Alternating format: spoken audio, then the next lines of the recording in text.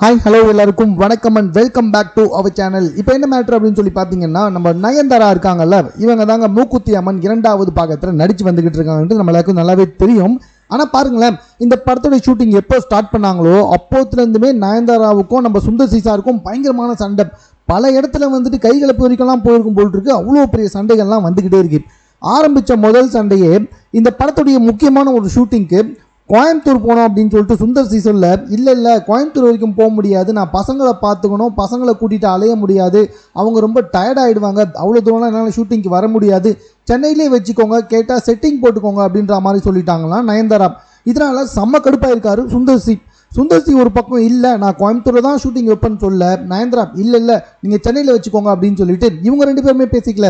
2 பேருமே ப்ரொடியூசர்ஸ் கிட்ட போய் பேசியிருக்காங்க. ப்ரொடியூசர் வேறு வழியே இல்லாமல் ஐயோ என்னடா இது தலைவலியாக போச்சேன்னு சொல்லிட்டு நயன்தாரா கிட்ட பேசுறதை விட சுந்தர் சி சார் கிட்ட பேசலான்னு சொல்லி சுந்தர் சியை எப்படியோ வந்துட்டு சார் நீங்கள் கேட்குற மாதிரி நான் செட்டு போட்டு கொடுக்குறேன் சார் அப்படின்னு சுந்தர் சியை கன்வின்ஸ் பண்ணியிருக்காங்க. சரி ஓகே ஏதோ ஒரு விஷயம் அப்படின்னு சொல்லிட்டு சுந்தர் சியும் அதை வந்துட்டு அப்படியே கேர் பண்ணாமல் மூவ் ஆன் பண்ணி போயிருக்காரு அந்த ஷூட்டிங்கில். அப்படியே அந்த இடத்துல தான் இன்னும் நிறைய பிரச்சனைகள் வந்துக்கிட்டே இருக்கு. இவங்க ஷூட்டிங்க்கு சும்மா ஒன்றும் வர்றது கிடையாது, 6 பவுன்சர்ஸை கூட்டிகிட்டு வர்றது. அந்த பவுன்சர் வந்துட்டு பயங்கரமான ரகலெல்லாம் பண்ணி நயன்தாராவை கூப்பிட்டு வந்து கேரவனில் உட்கார வைக்கிறதுக்கே எக்ஸ்ட்ரா 1 மணி நேரம் 2 மணி நேரம் ஆகி போயிடுதான், ஷூட்டிங்க்கு வரதுக்கு டைம் ஆகுது அப்படின்ற மாதிரி வந்துட்டு சுந்தர் சி சார் செம கடுப்பாகிருக்காரு.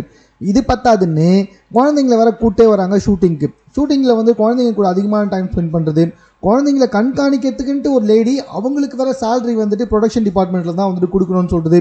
இப்படி பயங்கரமான அட்ராசிட்டிலாம் பார்க்கும்போது சுந்தர் சி சாருக்கு கடுப்பாக வந்திருக்கு.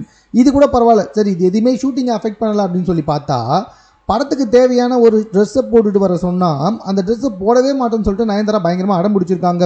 சுந்தர் சி சார் டேரெக்டாக நயன்தாரா கிட்ட டீல் பண்ணாமல் அசிஸ்டன்ட் டேரக்டர் அனுப்பிச்சு விட்டா, அசிஸ்டன்ட் டேரக்டர் கிட்ட நான் இந்த மாதிரி ட்ரெஸ்லாம் போடவே மாட்டேன் அப்படின்னு சொல்லி திருப்பி அனுப்ப, மறுபடியும் அசிஸ்டன்ட் டேரக்டர் போய் சுந்தர் சி கிட்ட புலம்ப, சுந்தர் சி இல்லை இதைத்தான் போட்டாகணும்னு சொல்லு அவங்க கிட்ட அப்படின்னு சொல்ல, மறுபடியும் அசிஸ்டன்ட் டேரக்டர் போய் அங்கே நயன்தாரா கிட்ட சொல்ல, நயன்தாரா பயங்கரமாக திட்ட அசிஸ்டன்ட் டேரக்டர் செம கடுப்பாகிட்டு இருக்காரு. சரி ஏதோ ஒரு முறை தான் இந்த பிரச்சனை வரும்னு சொல்லி பார்த்தா கிடையவே கிடையாது, இந்த பிரச்சனை 2-3 முறை வந்திருக்கு.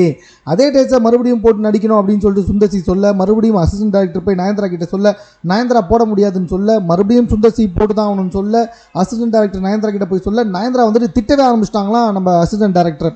இதனால அசிஸ்டன்ட் டேரக்டர் என்ன பண்ணியிருக்காருன்னா, கோச்சுக்கிட்டு ஷூட்டிங்கை விட்டு சொல்லாமல் கொள்ளாமல் போயிருக்காரு. இதனால் வந்துட்டு நம்ம சுந்தர் சி என்ன பண்ணியிருக்காருன்னா, மறைமுகமாக சர்க்காஸ்டிக்காக பல தடவை வந்துட்டு நயன்தாராவை ஷூட்டிங் ஸ்பாட்டில் வந்துட்டு மறைமுகமாக வந்துட்டு வேற ஒருத்தர் திட்டுற மாதிரி நயன்தாராவை திட்டிருக்காரு. அது மட்டும் இல்லை, அதே அசிஸ்டன்ட் டேரக்டரை போய் கூட்டிகிட்டும் வந்திருக்காரு சமாதானப்படுத்தி.